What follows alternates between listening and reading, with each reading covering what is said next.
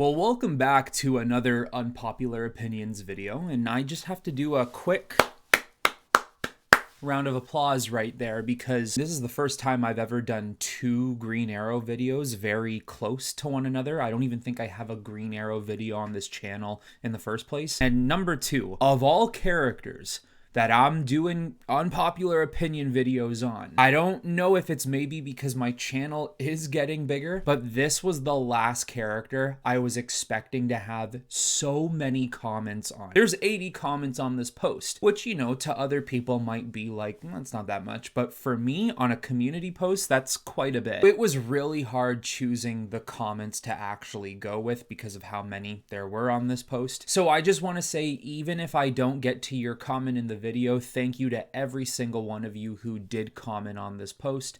And as per usual, let's get right into these unpopular opinions. So the first comment is going to be from SpookyKeys. His Rogues Gallery is very underrated. And if they do a movie, I'd love to see Onomatopoeia as the main villain. Also, I'd love to see his political side in the movies, as he's always been portrayed in a light that's very against authority. This is a video that's coming out after my Green Arrow Sinister Six video, so I have a lot of recent experience looking at his villains. He has a lot of villains that are good, some that are bad, and some that are just not interesting enough. But the ones who are good are underrated because they don't seem to be used nearly enough. Just like I said in that Sinister Six video, whenever this character shows up, I'm just relegating his name to Ono because it's shorter and it's quicker. I feel like you could actually do a film where Oliver Queen is trying to run for mayor for Star City. And there could be this really interesting storyline where Ono is both attacking the man Oliver Queen and the Masked Crusader Green Arrow. And whether or not if Ono knows that both aliases are one person, that remains to be seen within the movie, but it could really feel like a political thriller drama the way we got in The Dark Knight or the way we got from The Batman. Now, I will say maybe that's not what we need. Maybe the last thing we need is for Green Arrow to continuously get connected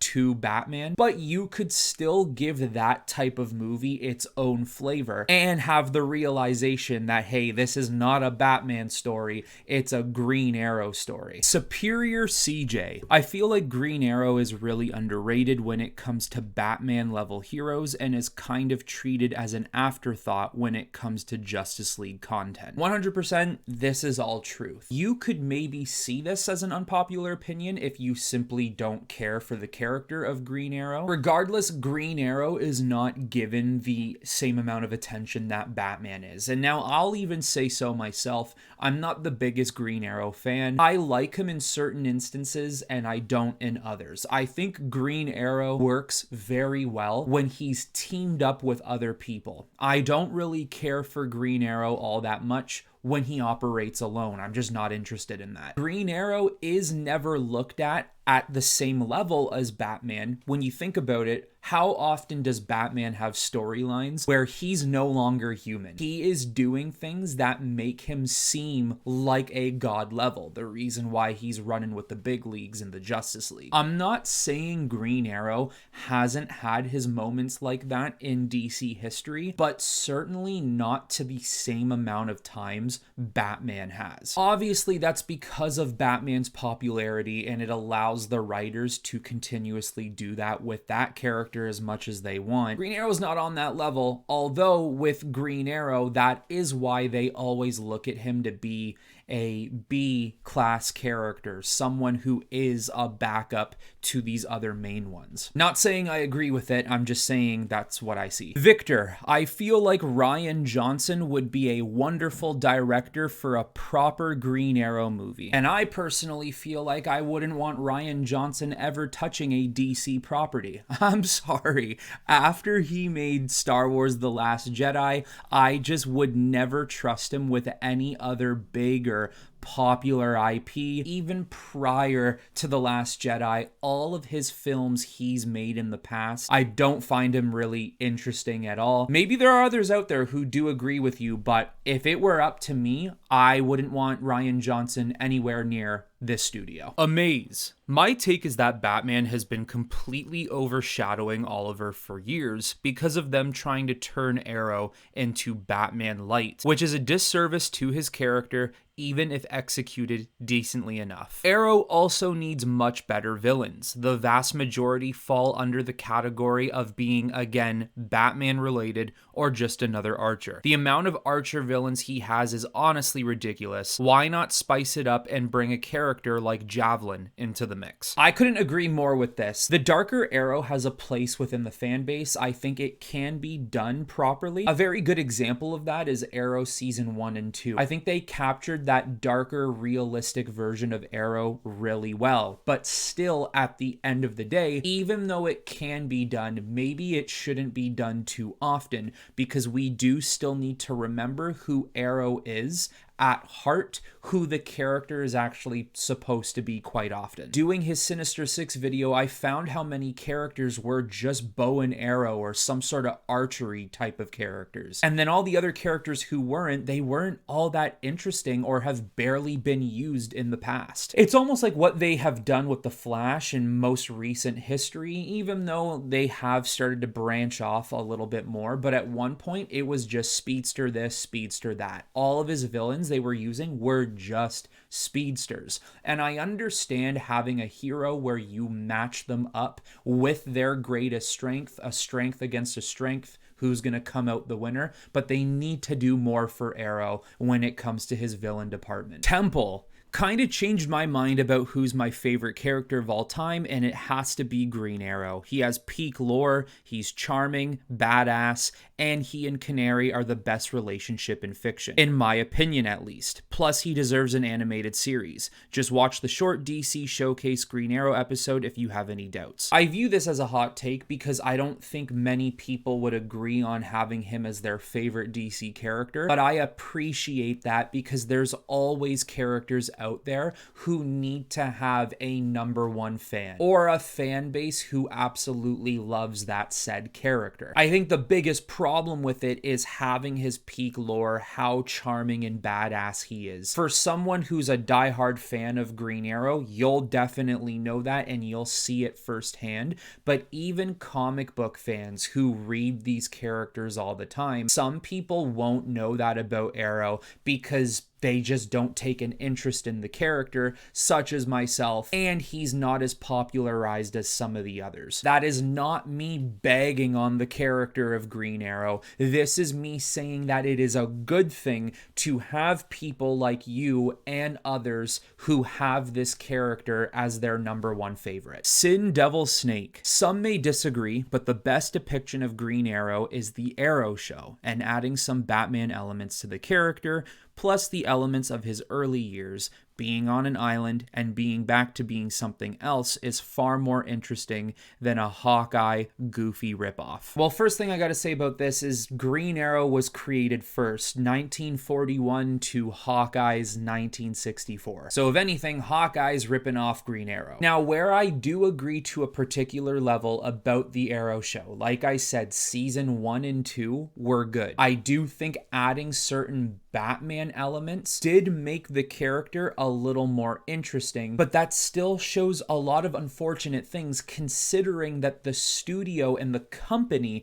did not feel confident enough in using Green Arrow's own elements to elevate his own show. It did get to the point for me in that series where I had to stop watching, I believe at the end of season 3, because the show became too Batman. It was literally all of Batman's lore and more than half of his villainous characters being brought over to the Green Arrow character, and I just could not handle it anymore. The storyline that completely turned me off and it made me stop watching the show is when Ra's al Ghul wanted Arrow to be the next Demon's Head. We all know he wouldn't go to Green Arrow for that. He'd only go to Batman. Some schmuck He's better than Batman strictly based on the fact his personality is lighter. He kind of mixes the evolved perspective of Iron Man and the everything else of Batman.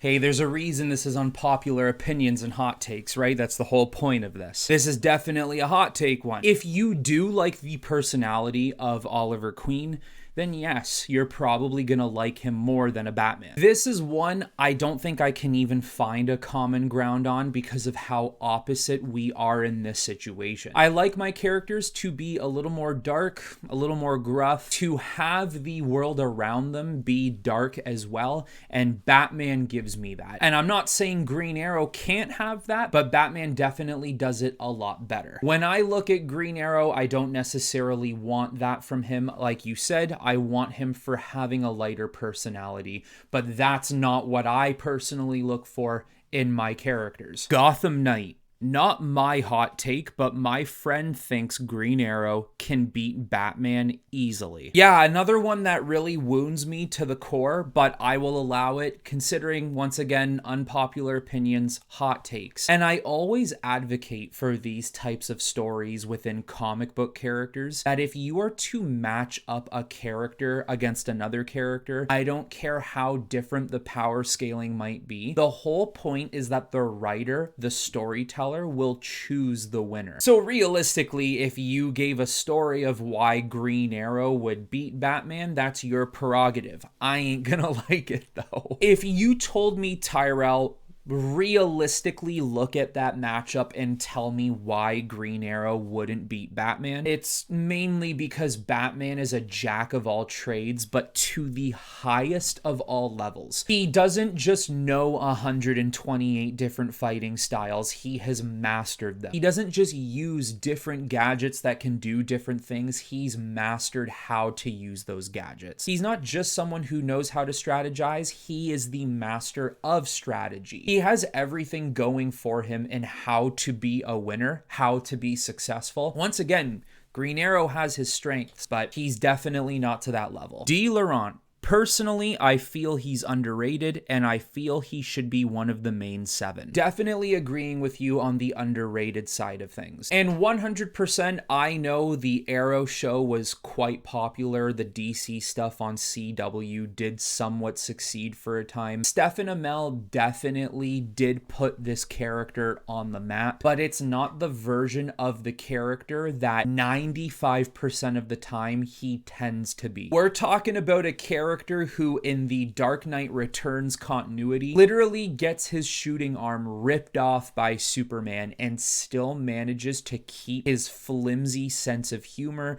but down to business type of attitude, whereas the Arrow show made him a little too stoic. Although being one of the main 7, that's where it loses me because you already have Batman, and I don't think you need another human character with no ability. I think Batman's got that covered because of the way he can elevate himself. I did say I think Green Arrow is better in a team than he is on his own, but I think there are other Justice League teams he's better suited for than the main Justice League team. Like the JSA, for example. He can go over there. All right, I'm going to give you my unpopular opinion on Green Arrow, and I actually have 2 of them. One is an unpopular opinion for sure that I know people won't necessarily agree with me on. And another one is an unpopular opinion in a way, but I actually think is a really cool story development idea. So number 1, I'm just gonna say it because I truthfully believe it to be the case. If you gave Batman a bow and arrow, he could do what Green Arrow does just as good as him. That's it. I got nothing else to add on to it. Like I've said, Batman has mastered himself in literally everything. I don't see why all of a sudden he couldn't use a bow and arrow and say, I don't know how to use this, or I'm not as good as you. Batman could whip out a gun and be pinpoint accurate and be just as good as, say, Deathstroke. That's who Batman is. He's made it his business to be as good at everything as anyone else, if not better than than a lot of others. Now for hot take number 2. This is the one that's a little more story based. There are always really good friends between heroes in comic books. We got Batman and Superman, we got even Green Lantern and Flash, but we also have Green Lantern and Green Arrow. And I do think that there needs to be a storyline. Green Arrow should actually receive some sort of Green Lantern power from Hal Jordan and the Owens. And what this gift is not a full-on ring. I'm not saying he doesn't have enough willpower to be a Green Lantern, but he just doesn't have the Green Lantern ring because that kind of takes away from who he is. I always feel like the biggest thing about Green Arrow is him running out of arrows. I know he can restock during missions. He maybe has supply caches around the city that he can quickly stop at. And I know he has fletchets or fleches, however you would say it in French, but they're basically like mini arrows, mini darts. I feel like what he should get from the lanterns is some sort of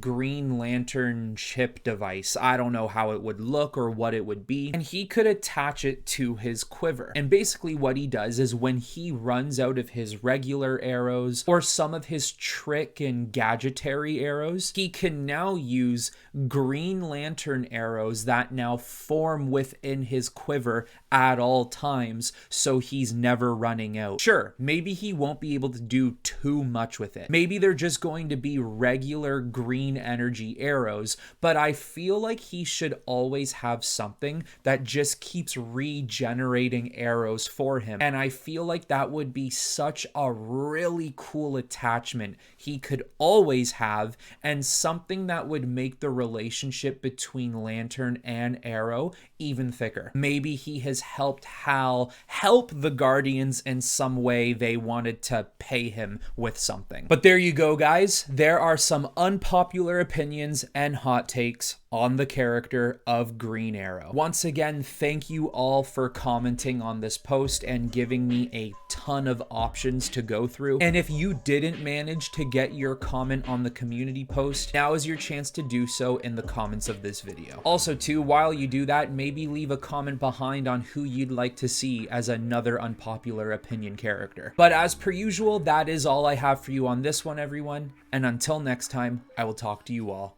very soon.